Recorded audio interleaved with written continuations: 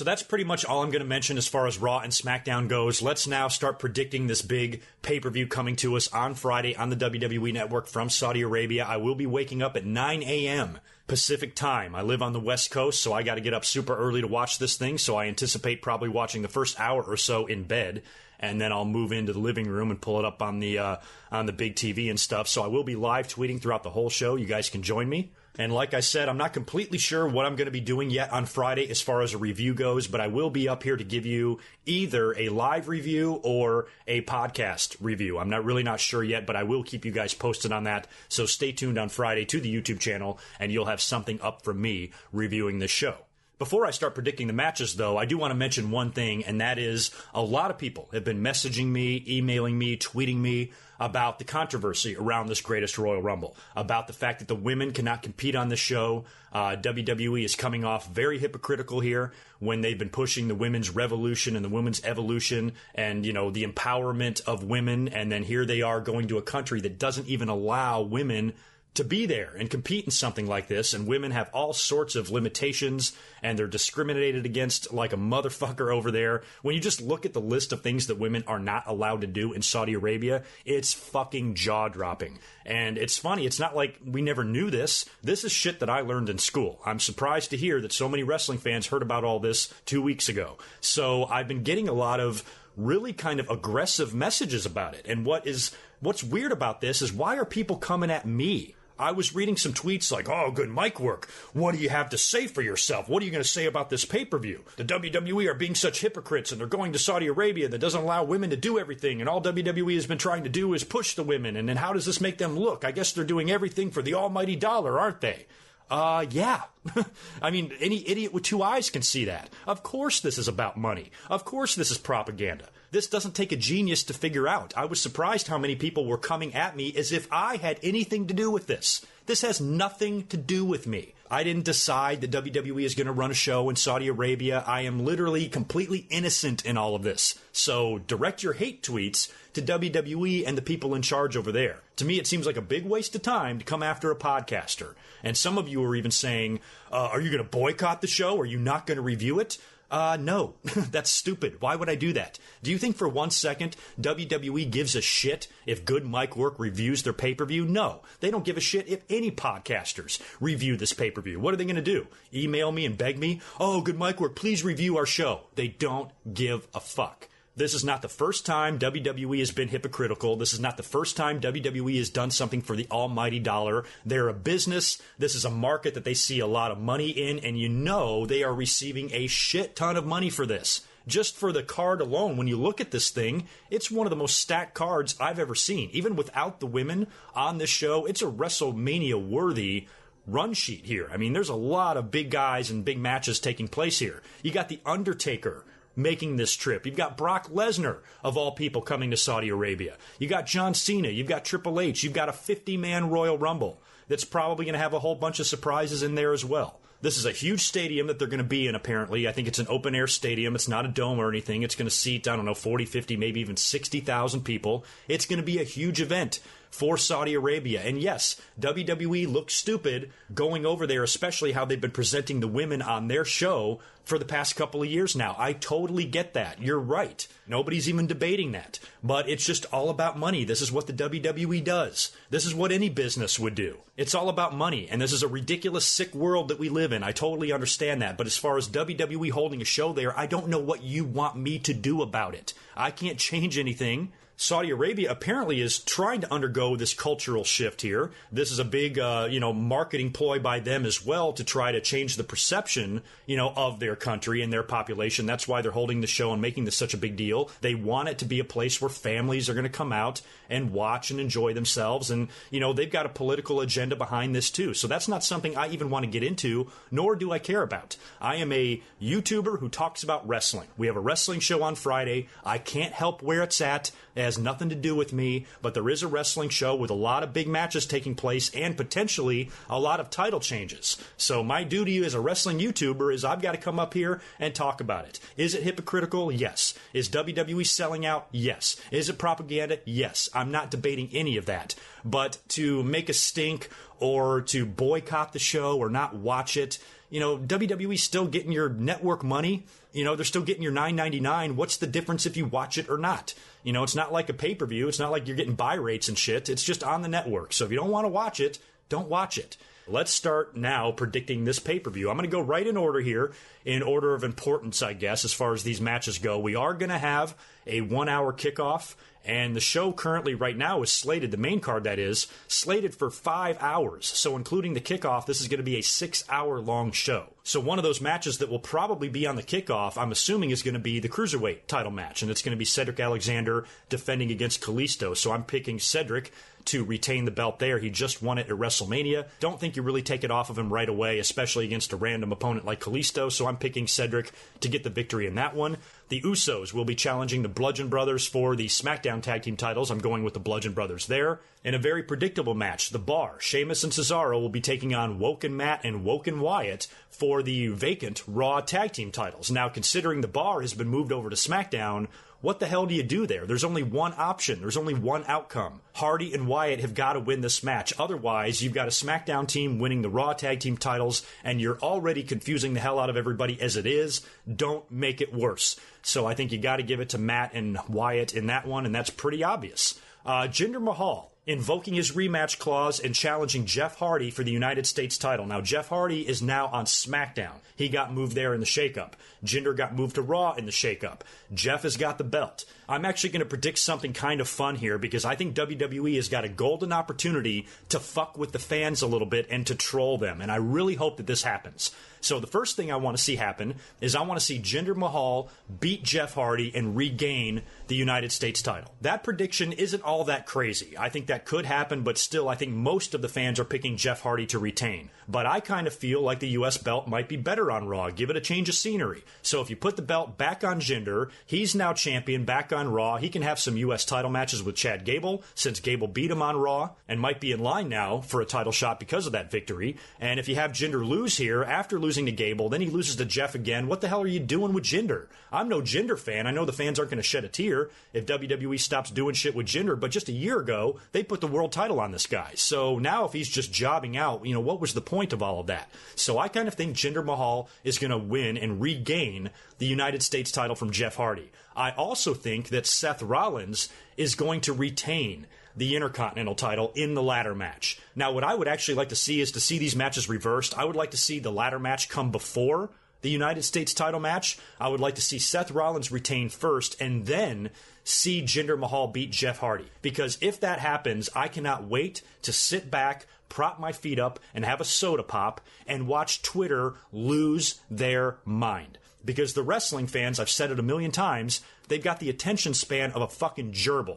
So what's going to happen here, if this scenario comes true, is that everybody is going to be freaking out. They're going to be screaming at the top of their lungs, typing in all capital letters, what the fuck is WWE doing? They're completely screwing over SmackDown Live. Now they're giving Raw the United States title and the Intercontinental title. That's a bunch of bullshit. Not realizing that 8 days later, we've got another pay-per-view. So I think it would be really fun to have Jinder win back the U.S. title and Seth retain, having both belts on Raw, watch the fans lose their shit, and then at Backlash, have The Miz regain the Intercontinental title from Seth Rollins, maybe with help from his new bodyguard, Big Cass, and take the Intercontinental title back to SmackDown. Then you've got the U.S. title on Raw and the Intercontinental title on SmackDown, and that's what I said last week in my podcast, is that we're not going to know anything until after Backlash where the U.S. and the IC titles are going to land. So I'm picking Jinder to regain and Seth to retain in those two matches.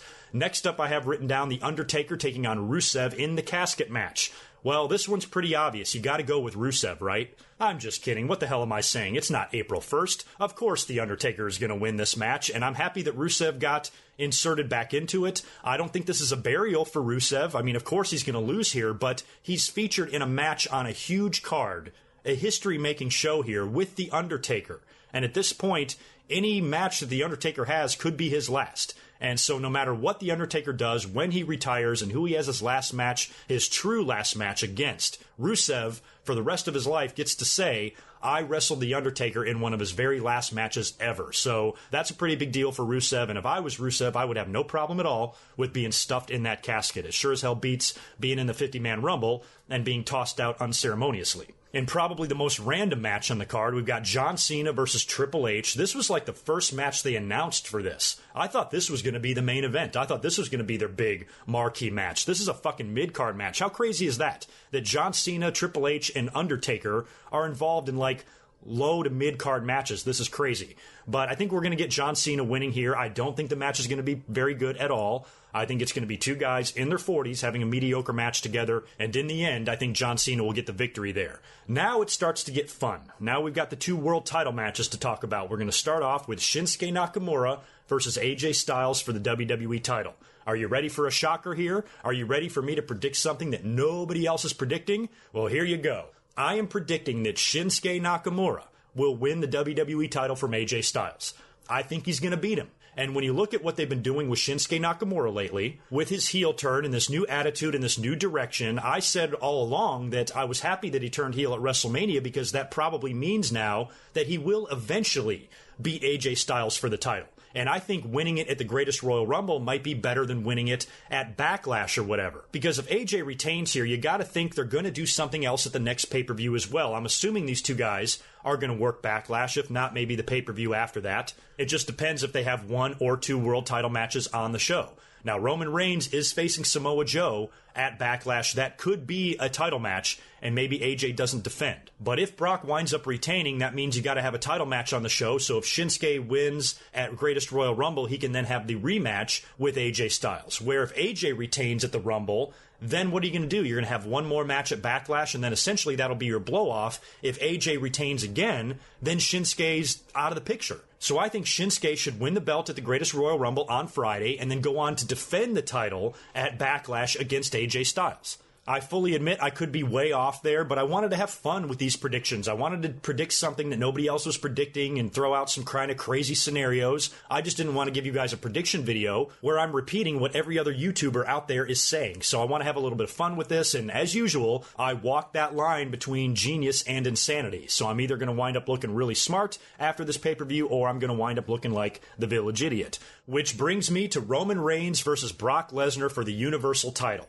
This is a cage match, and I think most people are predicting Roman Reigns to win. Everybody has been telling me that WWE is going to have Roman Reigns win this match, and they changed the finish of WrestleMania because they want to give Roman Reigns a big crowning moment in front of an audience that's cheering for him instead of shitting on him. I understand that. That actually makes perfect sense. And I even put up a Twitter poll the other day asking you guys who was going to win this match, and the majority of you said Roman Reigns. I think he won like 60% to 40% for the 300 or 400 of you that voted on that. So most people are assuming that Roman Reigns is going to win this match, just like with the women's controversy at this show. I was getting a lot of angry tweets from people. Oh, it's obvious Roman Reigns is going to win. Everybody knows that. It's more of that shit again. It's more of that cynical, blind confidence that these fans have. Oh my God, Roman is going to win and it's going to suck and everybody knows that and it's so obvious. I don't think it's that obvious. I'm not saying Roman's not going to win. He very well could. But I'm predicting Brock Lesnar to retain. He's who I think is going to come out of this match with the belt. I'm trying to put myself inside the warped mind of the powers that be in WWE, and I'm trying to think like they think. And one thing and one issue I have with this match is that it's a cage match. Now, if Roman Reigns is going to have some big crowning moment here and he's going to finally beat Brock Lesnar clean, I think this would just be a straight one-on-one match, or it would be a Hell in the Cell. Now, I understand you can't do the Cell. You don't want to have two gimmick pay-per-views on the same pay-per-view, Royal Rumble and a Hell in the Cell. And cage match is very old school, and I like cage matches, but you don't see title changes in modern times that often in cage matches. As a matter of fact, I was asking you guys during my live stream, when is the WWE title, when has any world title changed hands in a cage in WWE? And a few of you pointed out Cena and Miz, I think, in 2011. And I know there was some sort of a match with Batista and Jericho. Don't remember what year that was. Those are the two that come to mind, but I might even be wrong about those. So it's not a very frequent thing. And the cage, to me, seems like in this match, it might be designed to try to keep one guy strong. If Brock Lesnar does wind up losing the belt, he can drop it without having to be pinned or submitting. So I can understand the cage being there for that. It can also be there maybe to protect Roman, not to give him another devastating loss. So if they put the match in the cage, you can do some things to maybe protect him. There's also the wild card of Samoa Joe. I mentioned in my last podcast that maybe if a light bulb goes off in his head, he says to himself, holy shit, if I go out there and help Roman Reigns win the belt, that means I get a title shot at Backlash. So you could have Samoa Joe come out there and potentially cost either guy the match. And you also have to wonder where this match is going to be placed on the card. Now, if this match is the main event, then yes, I will probably agree that Roman Reigns will most likely win the belt if this match goes on last. But if it doesn't, I don't see it happening. If the Royal Rumble, if the 50-man Rumble goes on last on this show, then I just don't see Roman Reigns having this quote-unquote crowning moment at the greatest Royal Rumble event. If the match is last, then yeah, I can see Roman Reigns climbing to the top of the cage, holding up the title belt while the fireworks and pyro go off. I can totally see that scenario happening. But if this match doesn't go on last, I just don't see it. When you look at everything here, Brock Lesnar has held that title for over a year. I said in my last podcast, at this point, you might as well have him hold the belt longer than CM Punk, so he can now have the honor of having one of the longest title runs in modern history. And he might as well just hold it until SummerSlam and drop it to somebody big. And another thing I'm thinking about is that I don't know if WWE wants to have Brock Lesnar's title run and the launching of Roman Reigns and this big, huge, epic, marquee match that Vince McMahon is so in love with. I don't know if you have Roman Reigns' crowning moment and Brock Lesnar's long run coming to an end. I don't know if you have that take place at 3 o'clock on a Friday afternoon in the United States. It's just an odd time for it to happen. That might be done by design. Hey, maybe if we have Roman Reigns win the belt in the middle of the afternoon on a Friday when everybody's at work, the online backlash won't be as bad. Maybe they're thinking in terms of that. I really don't know. You know, when I take all of those things into consideration, where the match falls on the card, what the future plans are for Roman Reigns and Brock Lesnar, I just don't know if I see this being Roman Reigns' moment. Maybe WWE truly is turning the corner. Maybe they're not going to put the belt on him. I think it would be nice to get the Universal title back on Raw. If Roman winds up winning, then yeah, he's got a title match against Samoa Joe at Backlash. He can then move on to feud with other guys again. Maybe Braun Strowman and Lashley, like I said, is there, and maybe even Drew McIntyre. Maybe a Roman Reigns versus Drew McIntyre program is on the horizon with Roman as champion. So I'm not saying Roman is not going to win. I'm not picking Brock with this supreme confidence. Oh, I'm right and you're wrong, and wait and see on Friday. You'll see how smart I am. No. I fully understand that my predictions are completely out there, and I could be wrong on everything, or I could be right. And I just think that even though I understand all of the arguments and the evidence and all of the signs pointing to Roman winning here, I still just don't see it happening. I don't know how they're going to do it. They've got a good opportunity to take the belt off of Brock here and keep him strong. We still don't know what's going on with this supposed contract extension that he signed. Some people are even claiming that it might not even exist. So if Brock Lesnar is going off to the UFC, maybe this was WWE's way of throwing fans off the trail of Roman Reigns winning here by announcing that Brock is going to be sticking around. But if Brock, like I said, if Brock's long run is going to come to an end, I just see it happening at the very least in the main event of a big show. So if this match goes on last, then yeah, that's a likely option. If not, I say keep the belt on Brock and have him hold it until SummerSlam. So don't go too crazy in the comments section. Nothing that I talked about here prediction-wise is what I necessarily want to see happen. It's just what I'm predicting will happen. So don't give me any stupid comments like, oh, good mic work, you're so stupid and naive to think that Roman Reigns is going to lose. No, fuck you. I'm just predicting what I want to predict here. It's not a big deal. Don't take it so goddamn seriously. And that brings us now to the final match, what might be the main event. It may or may not. And that is the 50-man Royal Rumble. I have no idea what the intervals are going to be here. I doubt it's going to be 2 minutes because then you're going to have a 2-hour-long Royal Rumble match. So I'm guessing it's going to be a minute, maybe a minute and a half. Maybe they're not even going to time it and they're just going to send out dudes randomly. But you got to think that a lot of the people on the card, too, are going to be doing double duty. You got 50 men in this thing. So I would hope that, you know, the guys in the ladder match and Jinder Mahal and Jeff Hardy, maybe even some tag teams, John Cena, Triple H, and guys like that will all be competing in this 50-man Royal Rumble. We also know we're going to get Kurt Angle. We're going to get Shane McMahon. We've got Chris Jericho in this thing. Mark Henry, I believe, is also announced. He's already there. He's been in Saudi Arabia all week fucking around with Mojo Rawley. I've been checking out some of their videos on social media. Pretty funny stuff. There's also a lot of rumors about Rey Mysterio appearing in this match and the Great Khali as well, which none of that would surprise me. But at the end of the day, when you look at everybody in there, I think there's only one option here, and this prediction is not going to surprise many of you. I'm probably saying the same thing that a lot of podcasters are saying, and given the fact that I'm such a huge Braun Strowman fangirl, I have to go with him. I think it would be really nice if Daniel Bryan won, just because of all the horrible luck Daniel Bryan has had in Royal Rumbles in the past. But given his feud with The Miz and Big Cass, I think something's going to wind up happening there, and Daniel Bryan will get eliminated somehow because of those two guys helping build heat for their feud. So that kind of eliminates Bryan. So aside from him, he was the only other guy that I could really think of that would be fun to see win this match. And considering how dominant and how entertaining Braun Strowman has been, and how he has fallen short in some battle royals, he didn't win the Andre Battle Royal, didn't win the Royal Rumble this year. He's lost to Brock Lesnar. I think he needs a big feather in his cap. So I would love to see Braun Strowman win this Royal Rumble match, and maybe that earns him a title shot. I know they're getting a big ugly trophy for winning the Royal Rumble, but maybe it also puts them in line for a title shot down the road. So Braun Strowman is who I'm going with in that match. Now, that's one prediction there that I don't think is too uncommon. I think a lot of people are picking Braun.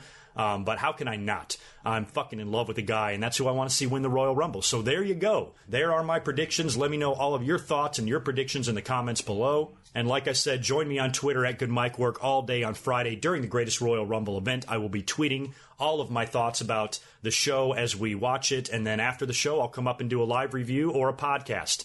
And I'm not quite sure yet which one of those it's going to be. So you guys have a great rest of your day and great Thursday, and I will catch you in about a day and a half after the Greatest Royal Rumble event. I'll talk to you on Friday. Until then.